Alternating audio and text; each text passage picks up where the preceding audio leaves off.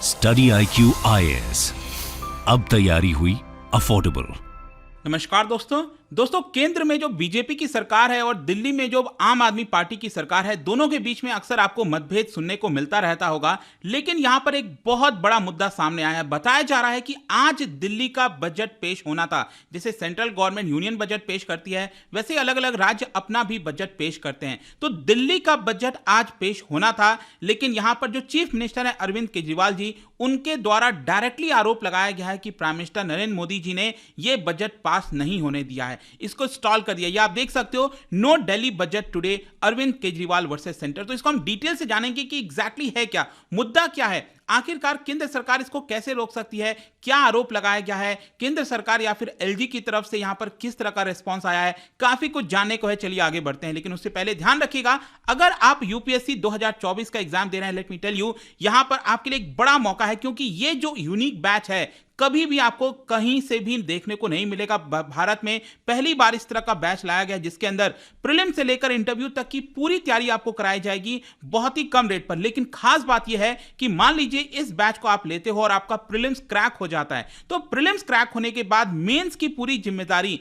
ये study IQ की होगी। अगर आप में से जितने भी लोग ये प्रीलिम्स निकालेंगे, उनको दिल्ली यहां पर मतलब गुड़गांव हेडक्वार्टर बुलाया जाएगा स्टडी IQ पर, और आपको जितनी भी सुविधा है, खाने का, रहने का, मेंस की तैयारी, सब कुछ फ्री ऑफ कॉस्ट मिलने वाला है। सोच के देखिए, ऐसा बैच इतने कम अफोर्डेबल रेट पर कभी भी आपने नहीं सुना होगा। लेकिन आपको जानना है कि ये 25 मार्च से स्टार्ट हो रहा है। जल्दी से अपने आप को एनरोल कराइए by using code Ankit live, हमारे वेबसाइट ऐप पर जाकर, या फिर कमेंट सेक्शन में इसका लिंक दिया है वहां पर जाकर। इसके अलावा EPFO का बैच भी स्टार्ट हो गया। आपको पता है कि एक बड़ी वैकेंसी आई है। जो भी आपको कोर्स लेना है स्टडी IQ पर, just use the code Ankit live. और साथ ही साथ आपको पता है कि अगर आप MCQs अटेम्प्ट करना चाहते हैं तो मेरे इंस्टा पेज पर जा सकते हैं, वहां पर स्टोरीज में जितनी भी MCQs हैं उसको आप अटेम्प्ट कर पाएंगे। तो चलिए शुरुआत करते हैं और सबसे पहले देखते हैं एग्जैक्टली हुआ क्या है। देखिए, दिल्ली के चीफ मिनिस्टर अरविंद केजरीवाल जी ने एक लेटर लिखा है directly prime minister Narendra Modi ji को, और उनसे रिक्वेस्ट किया है उस लेटर में, do not stop Delhi's budget, मतलब दिल्ली का जो बजट है आप उसको रोकिए मत। ये जो एनुअल बजट है, जैसा मैं आपको कह रहा था, ये आज आना था ट्यूसडे को 11 बजे,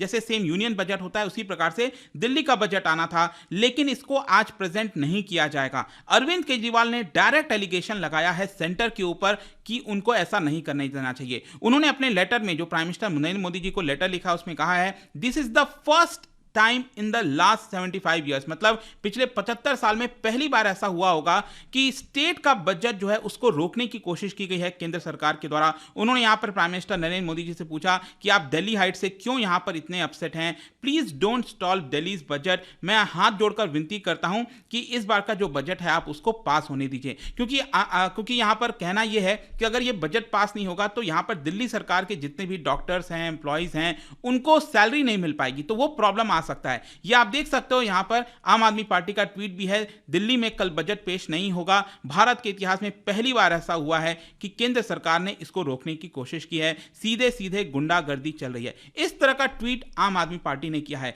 देखिए, यहां पर जो बजट है आपको समझना है कि मनीष सिसोदिया और जो सत्येंद्र जैन है वो जेल चले गए हैं, तो अभी रिसेंटली न्यू अपॉइंट किए गए हैं फाइनेंस मिनिस्टर कैलाश गहलोत। तो यहां पर क्या है कि कैलाश गहलोत ने इकोनॉमिक सर्वे, जो दिल्ली का इकोनॉमिक सर्वे है, उसको अभी प्रेजेंट किया था, कल ही जो है टेबल किया। जैसे कि वही सेम चीज होता है ना, यूनियन बजट आता है उसके एक दिन पहले सर्वे पेश किया जाता है, तो उसी को ही आज ट्यूसडे को ये बजट आना था, लेकिन नहीं आ पाया। देखिए, LG का क्या कहना है, क्योंकि यहां पर डायरेक्टली केंद्र के ऊपर आरोप लगाना मतलब एक प्रकार से लेफ्टिनेंट गवर्नर, जो कि केंद्र के प्रतिनिधि होते हैं, देखिए उनके ऑफिस से जो विनय कुमार सक्सेना जी हैं, LG हैं, उनके ऑफिस का यह बयान आया है कि एनुअल फाइनेंशियल जो स्टेटमेंट है उसको ऑलरेडी LG ने 9 मार्च को अप्रूव कर दिया था, और वो जो फाइल है वो चीफ मिनिस्टर अरविंद केजरीवाल जी के पास भेज दिया था। ध्यान से समझिएगा हुआ क्या, यहां पर पूरा जो टाइमलाइन है वो आपको समझ में आ जाएगा।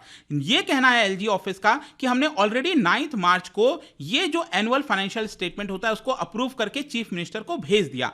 अब क्या होता है ना कि क्योंकि दिल्ली एक फुल राज्य नहीं है, उनको केंद्र से कुछ अनुमति होनी लगती है, मतलब कि जो होम मिनिस्ट्री है उनसे, जो केंद्र में होम मिनिस्ट्री जिनके मिनिस्टर हैं अमित शाह जी, आपको पता होगा होम मिनिस्टर, उनसे परमिशन लेना होता है। तो फिर दिल्ली सरकार ने क्या किया, 9 मार्च के बाद जो मैंडेटरी अप्रूवल है उसके लिए होम मिनिस्ट्री के पास जो फाइल है उसको भेज दिया।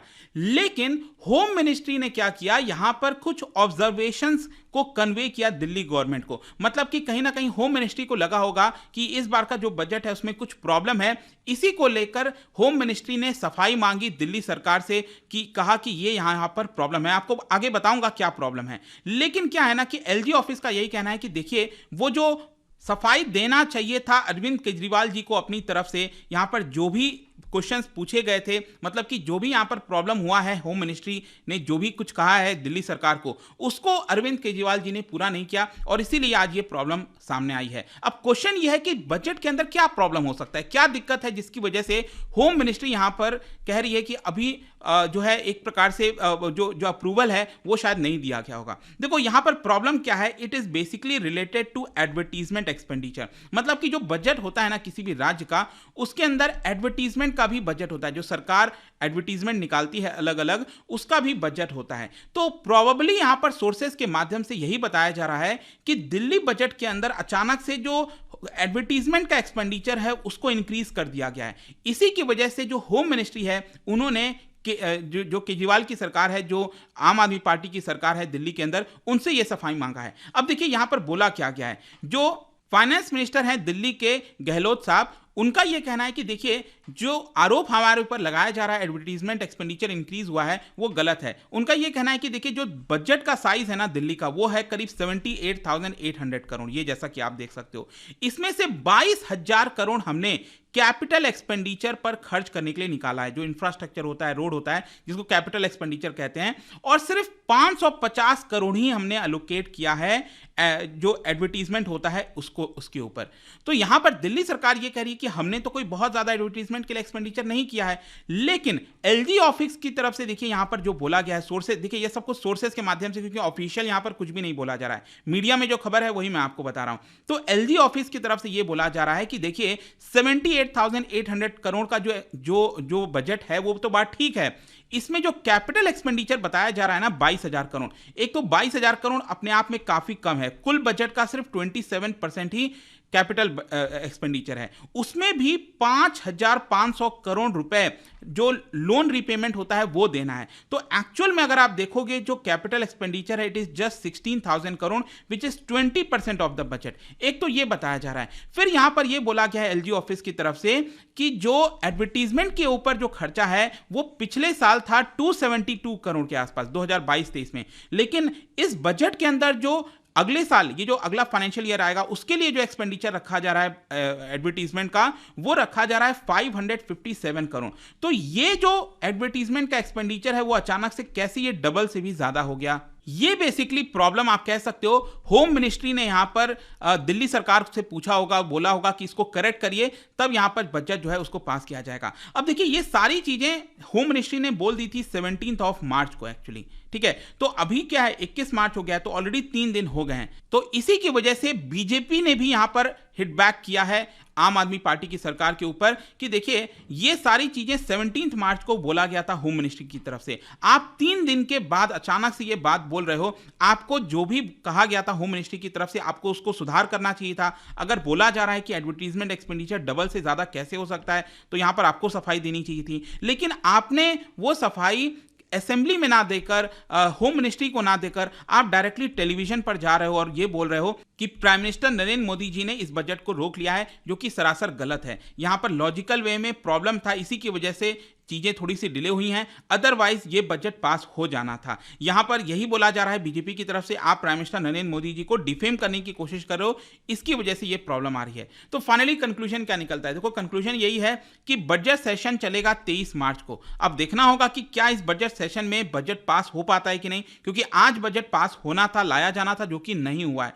तो देखते हैं आगे क्या होता है, बट आई होप कि जो पूरा मुद्दा है जिसको लेकर काफी चर्चा चल रही है वो आपको समझ में आ गया होगा। और जाने से पहले एक इंटरेस्टिंग क्वेश्चन, यहां पर आप क्या बता सकते हो, जो लेटेस्ट अभी यूनियन बजट आया था फरवरी में, उसमें बताया गया है कि जो पर कैपिटा इनकम है देश का, लोगों का जो पर कैपिटा इनकम है एवरेज, वो आपका डबल हो गया है और ये पहुंच गया है 1.9 लाख। मतलब हर एक पर्सन की, हर एक व्यक्ति की जो आय है देश के अंदर एवरेज में, वो 1.9 लाख है सालाना। तो ये कितने साल में डबल हुआ है ये आपको बताना है। इसका राइट आंसर आप सबको पता है, मेरे इंस्टाग्राम पर तो मिलेगा ही, वहां पर अगर आप नहीं हो कोई बात नहीं, टेलीग्राम से भी ले सकते हैं इसका सही उत्तर। मैं कई सारे जो एमसीक्यूज हैं वो यहाँ पर स्टोरीज में डालता रहता हूँ। बाकी अगर आपको पीडीएफ चाहिए तो टेलीग्राम पर आइए, अलग अलग सोशल मीडिया पर भी आप जुड़ सकते हो। और जैसा कि मैंने बताया, ये वाला जो बैच है दोस्तों प्रीलिम से लेकर इंटरव्यू तक का 2024 का, तो डोंट मिस दिस। आपके पास एक बड़ा मौका है मेंस की तैयारी के लिए। आप सोच के देखिए, फुल फ्री ऑफ कॉस्ट दिया जाएगा अगर आप प्रीलिम्स क्रैक कर लेते हैं ये जो बैच है उसको लेने के बाद। और just use the code Ankit live ताकि इसको सबसे कम दाम पर आप अवेल कर सकें। आई होप कि वीडियो आपको पसंद आया होगा। मिलता हूं आपसे next time. Till then thank you very much, see you soon. Study IQ IAS, अब तैयारी हुई अफोर्डेबल।